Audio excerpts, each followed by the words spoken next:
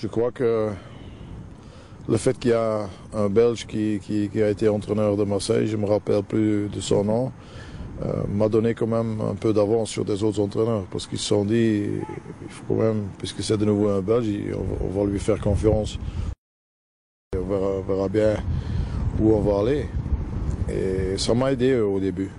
Si tu vas dans un club, il faut vouloir mourir pour ce club. Et ça a été le cas partout où j'ai été. Et évidemment, j'ai bien choisi le club où je suis allé. Et si je voulais venir en France, c'était surtout à Marseille que je voulais venir parce que la ville, les gens, ils aspirent au football.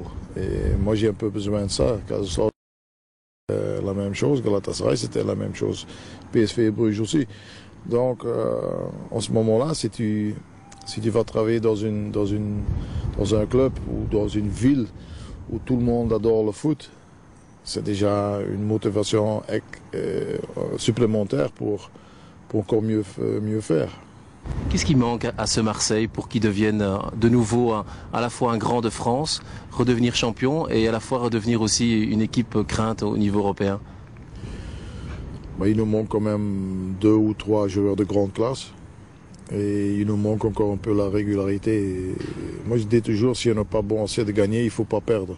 Si on n'a pas bon assez de gagner le match, on le perd encore maintenant parce qu'il y a trop de petites erreurs qui coûtent chaque fois des points ou des qualifications. Comment vous expliquez que, pour le moment, vous êtes, pour ainsi dire, le seul entraîneur belge à réussir à l'étranger?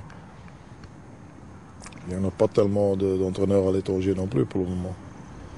Je ne sais pas combien d'entraîneurs il y en a, bien peut-être 3 ou 4. Justement, ça veut dire qu'en fait, à l'étranger, on ne s'intéresse plus aux entraîneurs belges, hormis vous, qui réussissez à la fois à Galatasaray, en Allemagne, en Hollande et maintenant en France?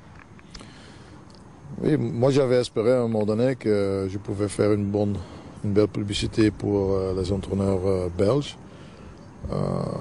Parce qu'on ne peut pas dire qu'on n'a pas de bons entraîneurs en Belgique, mais par l'une ou l'autre raison, on choisit des autres pays pour entraîner leurs équipes.